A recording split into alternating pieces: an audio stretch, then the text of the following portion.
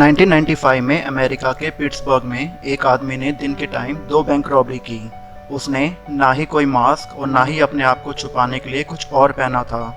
और अजीब बात यह थी कि चोरी करते टाइम वो हर सीसीटीवी कैमरे में देखकर स्माइल कर रहा था। ऑब्वियस था कि पुलिस उसे पकड़ लेती और पकड़ा भी उसी दिन रात तक। इंटरेस्टिंग बात यह है कि जब पुलिस ने उसे पकड़ा और हथकड़ियाँ पहनाई तो वो हैरान रह गया और अपने आप से बोलने लगा कि मैंने तो लेमन जूस लगाया था। उस चोर को लगा कि लेमन जूस लगाने से वो इनविजिबल हो जाएगा और सीसीटीवी कैमरे में भी दिखाई नहीं देगा।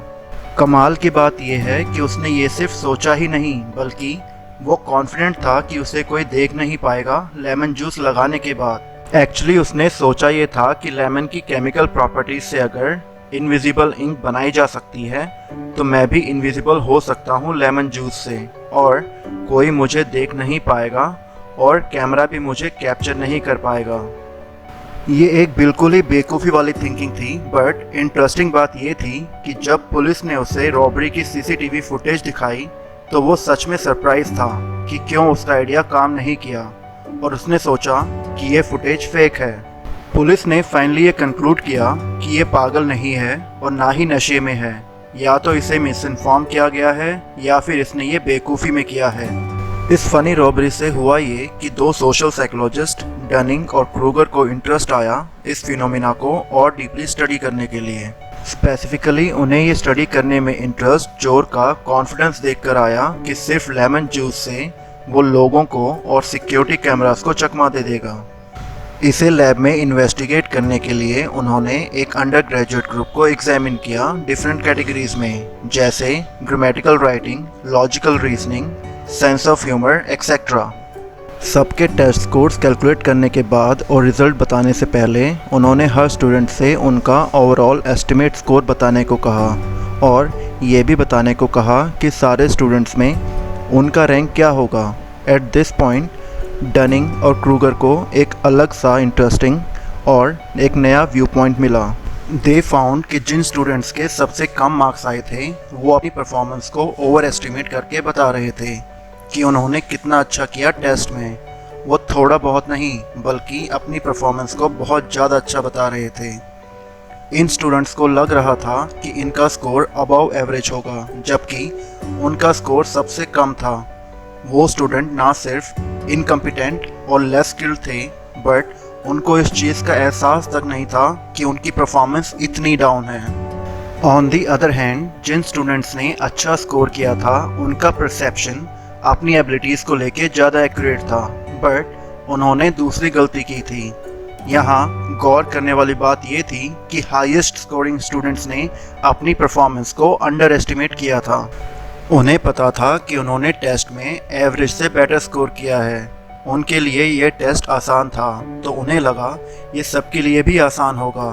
उन्हें एहसास ही नहीं था कि उनकी एबिलिटीज़ दूसरों से काफ़ी ज़्यादा हैं। आज हम इस फिनोमिना को डनिंग क्रूगर इफ़ेक्ट के नाम से जानते हैं। According to Dunning Kruger effect, low ability वाले लोगों में या हम कहें स्टूपिड लोगों में वो स्किल ही नहीं होती जिससे वो अपनी इनकम्पिटेंसी या लैक ऑफ नॉलेज को पहचान सकें। अपनी वीक सेल्फ अवेयरनेस के कारण ही वो अपनी कैपेबिलिटीज़ को ओवर एस्टिमेट करते हैं। इस स्टडी से हमें ये भी पता लगता है कि जब हमारे पास कोई स्किल या किसी चीज़ के बारे में नॉलेज नहीं होती तो हमारा कॉन्फिडेंस बहुत ज़्यादा होता है, लेकिन जब हम नॉलेज गेन कर लेते हैं किसी भी पर्टिकुलर टॉपिक के बारे में तो हमारा कॉन्फिडेंस डाउन हो जाता है, ये सोच के कि मैं कितना कम जानता हूँ इस टॉपिक के बारे में। सिर्फ एक कंडीशन में हमारा कॉन्फिडेंस बढ़ता है, जब हम एवरेज स्किल से ऊपर उठ जाते हैं तो हमारा कॉन्फिडेंस भी पिकअप करने लगता है। कॉन्ट्रेरी टू पॉपुलर बिलीफ, ये सिर्फ लिमिटेड नहीं है किसी भी पर्टिकुलर टास्क के लिए। ये मैटर नहीं करता हम कौन सी स्पेसिफिक स्किल पिक कर रहे हैं। पॉइंट ये है कि जिस भी पर्टिकुलर एक्टिविटी के बारे में हम कम जानते हैं हम उतना ही अपनी स्किल और नॉलेज को ओवर एस्टिमेट करने लगते हैं। डनिंग क्रूगर इफ़ेक्ट का एग्जाम्पल हम इंडियन आइडल या किसी और टैलेंट शो में देख सकते हैं। ऑडिशंस कम्प्लीटली फिल्ड होते हैं गुड और बैड सिंगर से।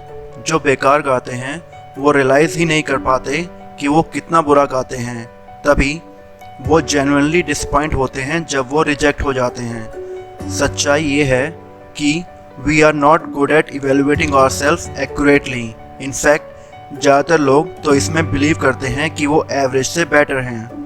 फॉर एग्ज़ाम्पल 90% लोग सोचते हैं कि वो बाकी लोगों से अच्छी ड्राइविंग करते हैं। इवन कि ओल्ड एज लोग भी खुद को अच्छे ड्राइवर्स की कैटेगरी में रखते हैं।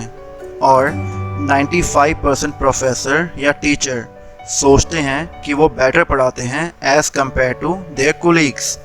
हम खुद को उस डिग्री तक दूसरों से बेटर समझते हैं जहां मैथ्स का लॉ ही फेल हो जाता है। क्वेश्चन इज़ कि ऐसा होता क्यों है?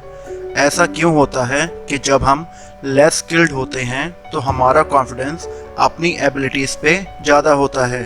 लेट्स सी ऐसा होता क्यों है। ये एलेक्स है, एक इमैच्योर फोटोग्राफर, और ये बॉक्स रिप्रेजेंट करता है कि वो फोटोग्राफी के बारे में कितना जानता है। और उसे लगता है कि ये फील्ड इतनी बड़ी है और अभी उसे इस फील्ड के बारे में इतना और जानना बाकी है।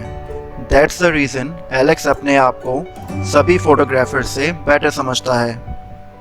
नाउ लेट्स से कि वो एक प्रोफेशनल फोटोग्राफर से मिलता है जो कि इस फील्ड में पिछले 7 ईयर्स से है, बट उसे लगता है कि अभी भी बहुत कुछ सीखना बाकी है। इस फोटोग्राफर को इतना पता है फोटोग्राफी के बारे में, बट उसे ये भी पता है कि ये फील्ड बहुत बड़ी है और उसे अभी इतना और सीखना बाकी है। क्योंकि ये फोटोग्राफर ज़्यादा नॉलेजेबल है फोटोग्राफी के बारे में और उसे पता है कि ग्रे एरिया एग्जिस्ट करता है, लेकिन एलेक्स को ये नहीं पता। अब आप जान गए होंगे कि एलेक्स अपनी एबिलिटीज़ को लेके इतना कॉन्फिडेंट क्यों है। उसे कोई आइडिया ही नहीं है कि वो कितना कुछ नहीं जानता, क्योंकि उसे अभी लिमिटेड नॉलेज है इस फील्ड के बारे में और उसे पता ही नहीं कि जितना वो सोचता है ये फील्ड उससे कहीं बड़ी है। और क्योंकि उसे नहीं पता कि उसे क्या नहीं पता, सो ही थिंक्स कि ही नोज 90% अबाउट फोटोग्राफी, जबकि जो एक्सपर्ट होता है वो उतना ही शो करता है जितना उसे पता होता है पर्टिकुलर फील्ड के बारे में। बट वो आमतौर पे एक गलती करते हैं। दे एज्यूम कि दूसरे भी उतने ही नॉलेजेबल हैं जितने कि वो खुद, क्योंकि दूसरे अपना कॉन्फिडेंस ज़्यादा शो करते हैं। इस एग्जाम्पल में फ़ोटोग्राफर को पता है कि वो सिर्फ 70% जानता है फ़ोटोग्राफी के बारे में, बट अगर वो एलेक्स जैसे किसी से मिलता है then he would under estimate himself, क्योंकि 90% 70% से बेटर होता है after all. We all are susceptible to Dunning Kruger effect, but हम इससे बच कैसे सकते हैं? सो द आंसर इज हमें खुद को ज़्यादा से ज़्यादा एजुकेट करना होगा। We are not expected to know everything after all. ये सोचना कि आप हमेशा सही हैं एक क्लियर साइन है फुलिशनेस का। एक्चुअली में होता यह है कि लोग जितने नॉलेजेबल होते हैं उतना ही उन्हें लगता है कि वो कितना कम जानते हैं रियलिटी में। इन अदर वर्ड्स, लोग एक पर्टिकुलर फील्ड के बारे में जितना ज़्यादा जानते हैं द मोर दे रियलाइज कि अभी इस फील्ड के बारे में कितना जानना और एक्सप्लोर करना बाकी है और कितनी चीज़ें उन्हें अभी समझ नहीं आई या वो समझे नहीं हैं। इट्स अ ब्यूटीफुल पैराडॉक्स कि हम जितना ज़्यादा किसी फील्ड के बारे में स्टडी करते हैं उतना ही हम सोचते हैं कि हम बहुत कम जानते हैं उस फील्ड के बारे में। ऑन दी अदर हैंड, जो लोग किसी फील्ड को जाने बिना एक्सपर्ट बनते हैं उन्हें पता ही नहीं होता कि उन्हें कितना और जानना बाकी है। इस डनिंग-क्रूगर एक्सपेरिमेंट में अनस्किल्ड और इनकम्पिटेंट स्टूडेंट्स ने जब अपनी एबिलिटीज़ को इम्प्रूव किया then they were able to correctly estimate the test result after receiving minimal tutoring on the skills they lacked. ये हमेशा हेल्पफुल होता है कि अगर कोई हमसे आगे है किसी फील्ड में तो वो हमें बताए कि हमें और क्या सीखना बाकी है। So next time जब आप कॉन्फिडेंट हों कि आप किसी सब्जेक्ट के बारे में बहुत कुछ जानते हैं then take a closer look on that particular subject, क्योंकि हो सकता है कि आप डनिंग-क्रूगर इफेक्ट के विक्टिम हो। आपको शायद ये पता ही ना हो कि आपको क्या नहीं पता। I am sure this video will help you to improve and to know yourself in a better way. Do subscribe to your own Swasan YouTube channel and press the bell icon ताकि आपको notification आ जाए जब भी मैं video upload करूं।